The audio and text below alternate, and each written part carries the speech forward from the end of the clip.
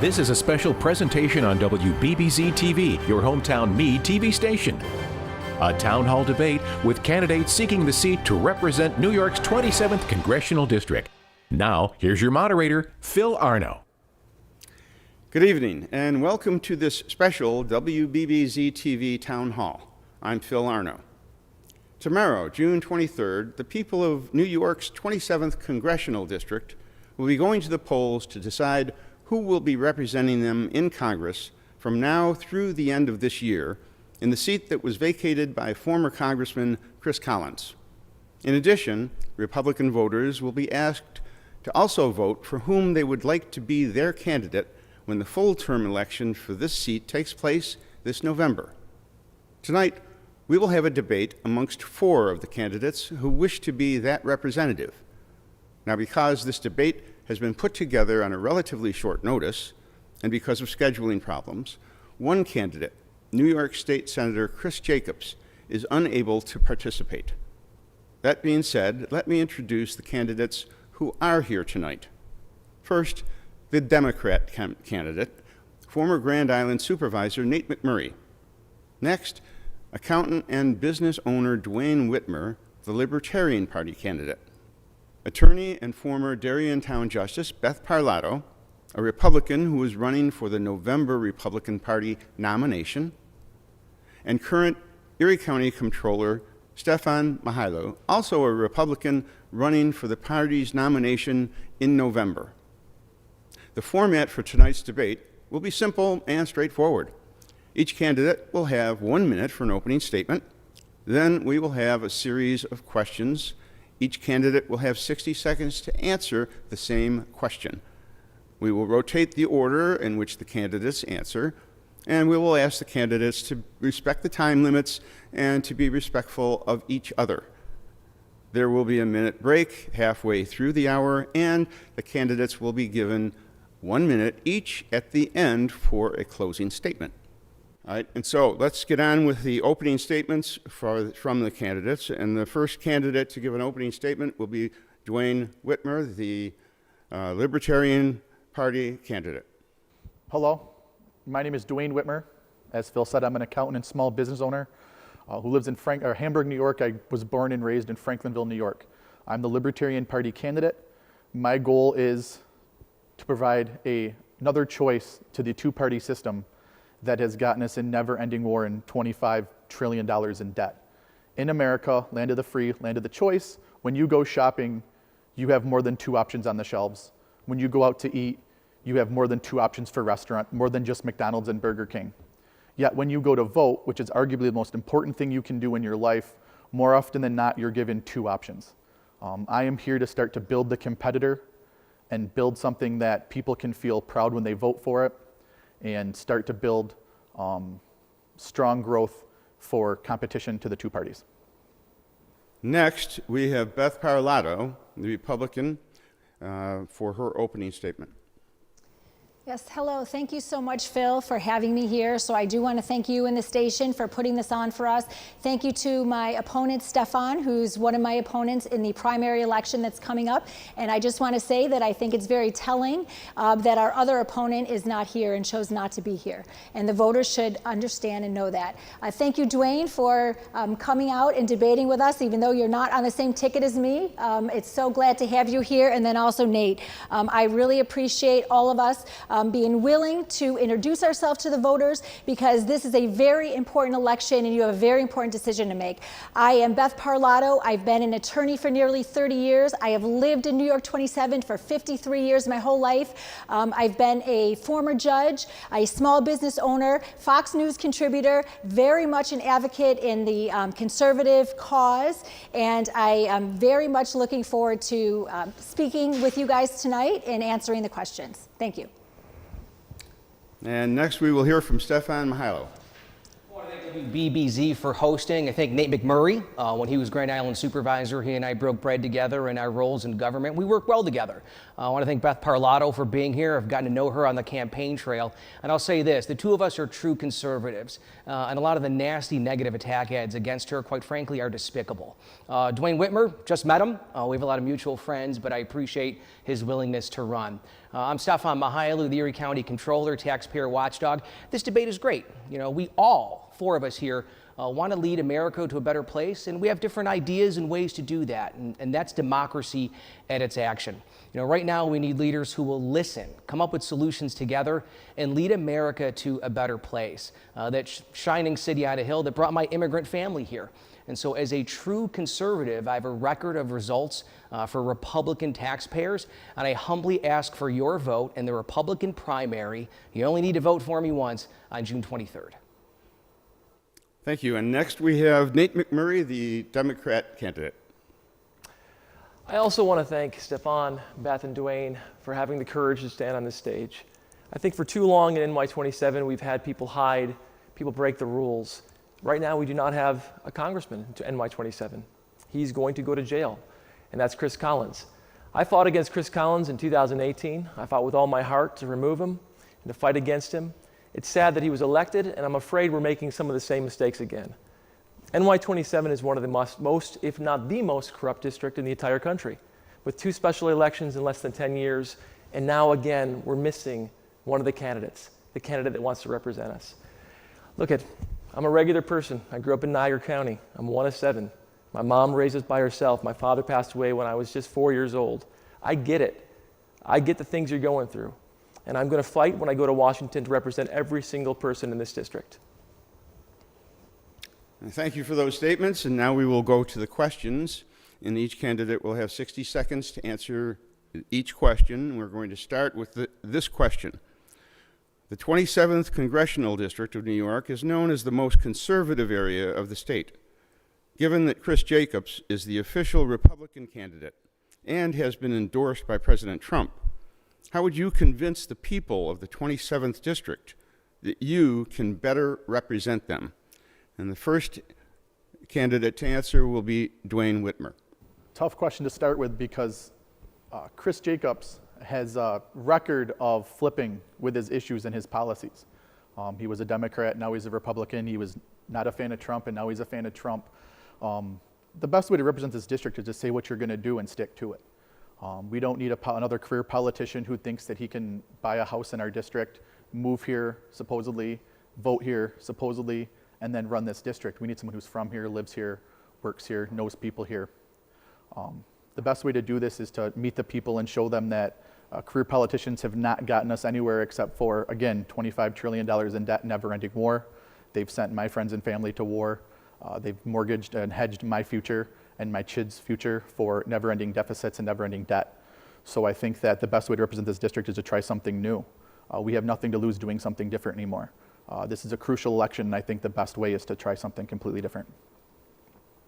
Thank you. And next we will hear from Beth Parlato. Yes, thank you. So I am tired of ladder climbing career politicians that want to go to Washington to serve themselves and not serve the people of our district. Chris Jacobs is that person. So although, like the question has asked, that he may have President Trump's endorsement, I did not get in this race for one man.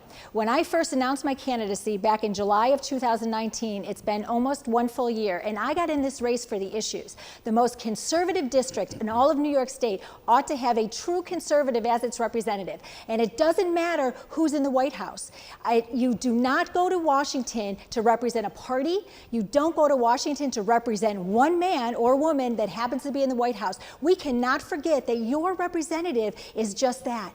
The person who's going to represent you, the people, represent those of you in the district, the issues that are important to you. And that's why I'm running. That's why I'm in this race. I am a lifelong resident of New York 27. I have been a lifelong conservative, and I absolutely am the best candidate to be able to represent the issues in this district. And thank you, Beth. And the next response will be from Stefan Mychajliw. I've run a positive campaign. I will not get in the mud and sling nasty negative attacks against anyone that's running for this office. I'm going to sit here and talk about my record. Just like Nate, I'm the youngest of 7 children. My dad was a typewriter repairman. My mom was a factory worker. I grew up on public assistance, and I had to work incredibly hard for anything I ever had in my life. And had my parents and grandparents had stayed living under a communist regime, they never would have had the opportunities that I have here in the greatest country in the world, the United States of America. So I'm running to give back to this great country that's done so much for me and my family. And I have a very strong record of results of actually campaigning for President Trump in 2016 when it wasn't very popular to do so. So any Republican going to vote in the primary on June 23rd, they should ask themselves one question: who do you trust? Who do you trust to deliver for them? And I've done that as the Erie County taxpayer watchdog, as the controller. I have a conservative record of results, and I hope to lead America to a better place. Thank you. And finally, for this question, we will hear from Nate McMurray. I think the reason why a lot of people in NY27 voted for President Trump is because they wanted something different. They wanted an outsider. Now, Chris Jacobs is the exact opposite of that. I don't care what party bosses said, and we know what happened. The reason why it's not Beth or Stefan is because some people got together in a room at a casino and they said, we're going to pick Chris Jacobs. He's got the most money. He can buy this position. That type of party politics is exactly the opposite of what President Trump said he'd bring to NY27 or bring to our country. We want outsiders. We want people who are going to shake things up. Chris Jacobs ran, I think, for lieutenant governor when I was in high school. And he's always had a different position every single week, depending on the moment. We cannot go back to that way. He is the wrong choice for NY27. He is someone we have to fight against. Thank you. Now we'll go to the second question. And the question is, recently this country has seen many protests and civil disturbances in reaction to a video showing a police officer causing the death of a black man who was restrained. During this time, we hear claims that there's a systemic racism in this country, especially in including law enforcement, throughout law enforcement. Do you agree or disagree with these claims? And please explain why. And we will hear first from Beth Parlato. Yes. I disagree that there's systemic racism. I do agree that we have racism in our country. Absolutely. I don't have my head in the sand. I'm not going to sit here and talk, GOP talking points. I'm a human being and a mom first and foremost, and I see what's going on in our nation. And with racism, I don't think it's going to be solved with a bill coming out of Congress. I also don't think it's going to be solved by government or even by politicians, especially not career politicians that are only always talking with no action. It's going to start with you, Phil. It's going to start with your viewers. It's going to start with me. How we live our lives, as an example, how we raise our children, the values, those values that we hold dear and true in New York 27, the values we instill on our kids and on our grandkids. So we do have a racism problem in this country. We have got to send people to Washington and government who are really going to get their hands dirty, come up with creative solutions to try and heal the division that's going on in our country. Thank you. Next, we will hear from Stefan Mychajliw. Now more than ever in Congress, we need leaders who are going to listen to people of all different voices and come together and find solutions to lead America to a better place. And I'll tell you where it does not begin. It does not begin by defunding police. I challenge anyone right now, a lot of these radical progressives and anarchists that are attacking police in our street, they're burning down businesses, spend one shift, one day with someone who works in law enforcement, and we would have a deeper respect for those that risk their lives to keep our community safe. The last thing America needs right now is to defund police. But we also have to come up with proactive solutions to make our country a better place. And I believe in the future of America. A lot of people have a negative idea right now because of the coronavirus pandemic or the riots in our street that our best days are behind us. And I don't believe in that. I think America's best days are in front of us. And we're only going to do that by fully funding police and finding leaders who are going to work together in Congress to make our great country a better place. Thank you. Next up will be Nate McMurray. I believe in supporting our police. I'm against violence and lawlessness in any form. And that includes executing a man in the street, like we saw in a video. An 8-minute execution live. That's a form of lawlessness. It's something that if we saw in another country, we'd be horrified by. And the sad thing is, it's not just one case. There are so many cases of police brutality in this country. And because of the immunities that some of these police officers have been protected by, we've seen horrible things happen in this country. We've seen pregnant women ripped out of their homes and abused with qualified immunity. Now, does that mean all police officers are racist? Absolutely not. But we do have a serious problem, and we can't talk about it with just fluffy words and nice ideas. We have to take real action to make sure more of our citizens feel safe and part of this great country. Thank you for that. And now we hear from Duane Whitmer. The solution to this is quite simple. Legislators need to stop the war on drugs and stop the war on guns. Duncan Lemp in Maryland was shot while he was sleeping over an alleged possession of a firearm. Breonna Taylor in Kentucky was shot also while she was sleeping over an alleged drug crime when they already had the person in custody. If we start to repeal the laws, we're going to limit interactions that police have with these people. The war on drugs, the war on guns has devastated inner city and minority communities for too long. If legislators, the people that pass the laws, start repealing these laws and allowing these people to exist with little police interactions and harassment, you will see these kind of incidences decrease. It's a basic numbers game. The more interactions you have, the more likely one is to go sour. So the easiest solution is to have the conversation where we repeal the overbearing laws that legislators pass to pad their budget by using the police as revenue generators. Thank you. And now for the third question for the candidates. This country in general, and New York State in particular, is now emerging from an economically devastating shutdown due to the coronavirus. Do you think the situation, specifically in New York, has been handled properly, and why? Or would you have handled it differently?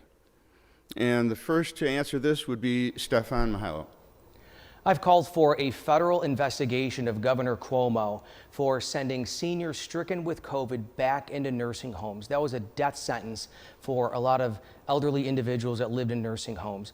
It was outrageous, literally a death sentence for people who did not deserve to die. As Erie County Controller, I see that our sales tax revenue is down 20% in some months, 30% in some months, and now we're facing devastating cuts to potentially police departments and important social services. I think we can find a very healthy balance of protecting the elderly and protecting seniors, yet still keeping the economy moving again. In many cases, the cure was worse than the disease itself, and more people are going to be negatively impacted by the economic collapse of our economy than they are the coronavirus and the disease itself. So I do think we can have a very healthy balance of quarantining the sick, not the healthy, getting our economy moving again, and protecting the elderly. And Governor Cuomo should be investigated for needlessly killing seniors and sending many stricken with COVID back into nursing homes. Okay, and next to address this will be Nate McMurray. Your first question is about New York State, how it was handled in New York State, and I would agree there needs to be an investigation into what happened in New York State. I do not think it was handled perfectly. In fact, I think there was a lot of negligence that needs to be uncovered. But there's negligence across the board in our country right now. Look, we have 4% approximately of the world's population and almost 1/3 of the world's deaths. And you can't say that's because we test more, because we don't. We have one of the weakest overall testing programs considering the size of our population. What happened in 2020 with the coronavirus will be written about in history books for years to come. It was a momentous failure by the Trump administration, and we have to be honest about that. And the failure is continuing. The cases are skyrocketing today in Florida. Now, it doesn't have to be this way. It's a false dichotomy. It's not a choice between health or the economy. They can go hand to hand if you have good leadership, like we've seen in other countries. But what happened in America, and also partially in New York State, has been a tremendous failure. Thank you. And next we will hear from Duane Whitmer. It's been an absolute failure for New York State. The biggest issue is that Albany voted to give Andrew Cuomo executive power. Chris Jacobs, who couldn't be here today, actually was one of the people that voted to give Andrew Cuomo unlimited executive power during this time. Small government Chris Jacobs. Luckily for you guys, there's one candidate here who's currently suing Andrew Cuomo for this executive power decision. We put the power of everything into one person's hands and he botched it. The easiest solution was, the libertarian solution is cutting regulations that would allow test kits to get to the market faster. There was a test pending FDA regulation for 62 days during this crisis. That should have been streamlined, pushed out so we could test people. If you're positive, you quarantine, problem solved. Instead, we made rash, ignorant decisions that cost the life of thousands of elderly in New York State. We need to focus on cutting regulations and allowing the free market to do what it needs to do. Thank you. And now we hear from Beth Parlato. Yes, I do not agree that it was handled correctly in New York State. As my opponents here have also stated, the way that Cuomo handled the nursing home, absolutely, I agreed with Congresswoman Stefan to call on a federal investigation into that. I personally know good friends and family members who lost loved ones during that nursing home COVID crisis, where they were going back into the nursing homes, whether or not they were tested positive or not, and they were told to readmit them and keep them. I also want to echo, that was part of my answer, with the power grab that Governor Cuomo was given from the New York State Legislature. We did have a pandemic. I'm not going to deny that. However, we were supposed to shut down to flatten a curve and to not to overwhelm the hospital system. They could have given him these executive powers on a temporary basis for maybe 2 months. Instead, the legislature gave him executive powers for 14 months, and this is what we see. Okay. Thank you. And I'd like to thank the candidates for being orderly and concise in their answers. The fourth question for the candidates is related. After 9/11, our society changed the way we travel, the way we attend sporting events, and the way we enter public buildings. Do you think the coronavirus situation that we've just experienced will justify similar required behavior and changes in the future in our behavior as a society? And the first to answer this question will be Nate McMurray. Well, I want to say this is not over. We're still in the middle of this, and most experts think there's going to be a second wave, and we haven't even finished the first wave. Do I think there should be changes? Absolutely. I think we have to react to what has happened. And this may not be the last pandemic in our lifetime. We've seen smaller epidemics across the world over the last 20 years. So what do we need to do? We have serious gaps in our public healthcare system. I want to remind everyone, we have the most expensive public healthcare system in the world with, according to the OECD, some of the worst results. Now, we're the only country in the world that, through one way or the other, developed country, that hasn't figured out a way to provide health care to all of its citizens. I just talked to a business owner. He said that he tried to reopen. He got up to 50% capacity. 7 of his employees now have COVID. He's trying to figure out a way to cover the testing because it wasn't covered by their health care plans. This is not the way to run a country. Americans deserve better than this, and we should learn from this virus about healthcare and about who we are as a society so we can protect each other more going forward. Next, we will hear from Duane Whitmer. After 9/11, like you said, the government passed a bunch of ways they can spy on their citizens in the facade of safety. And that's what's going to happen after this. The government is going to use this as a power grab to pass more laws in the facade of safety so Congress and the president can have more power. We saw it with Andrew Cuomo. Unfortunately, we need to fight that. The government doesn't have all the answers. The government doesn't have all the solutions. As evidenced by that stimulus package where some of you guys got $1,200, massive corporations were bailed out. Congress got to bail out their donors, got to bail out their friends, got to bail out people that helped them get reelected, while the average American got table scraps. It costs $6,000 per taxpayer for you to get $1,200. This is an outrage. And this is why we need new people in Congress. Congress is, we're sick of the status quo, we're sick of the same old, and we're sick of seeing those in power take any tragedy they can and use it to expand their power, expand their pockets, and expand their budget while collecting a paycheck that doesn't go away during a pandemic while small businesses are shut down and not working. Thank you. And next, we will hear from Beth Parlato. As a true conservative, I believe in less government. Government cannot solve all of our problems, and anything the government puts their hands on doesn't seem to go well. So as somebody who believes in less government, individual freedom, individual liberties, I believe that moving forward, this also is going to be a power grab for government. They want control, and I want them to have less control. So as we move forward, the government is telling us everything that we can and can't do. I'm also concerned about the slow rate that the businesses are opening. They're opening too slow, and as many people have already said, that it may be, the cure may be too big for the, excuse me, I messed that up, but the cure may be too big for the actual result. And moving forward, we have to be able to reopen quicker. We have to be able to continue to keep our individual freedoms and our liberty. The government cannot have control. I'm also concerned real quick about this vaccine, that they're saying that we cannot fully open until we have a vaccine. We have to look into that. It takes 4 years to create a vaccine, and now they're saying that they're going to be able to create one in 12 months. So that's a concern. Thank you. And next, Stefan Mychajliw. Let these words sink in about the federal government and the fact that I wouldn't want them running a two-car funeral. The federal government could not even run the Cash for Clunkers program in a successful manner. So think of it this way. The federal government could not even run a used car sale. I don't want them in charge of my health care, and I certainly don't want more money in their pockets and less money in the pockets of hardworking families and struggling businesses. We've heard about the importance of tax cuts. I would wholeheartedly support a payroll tax so that more money goes into the hands of families and income generators and rather than the federal government. And I'm your taxpayer watchdog. I know the importance of checks and balances in government.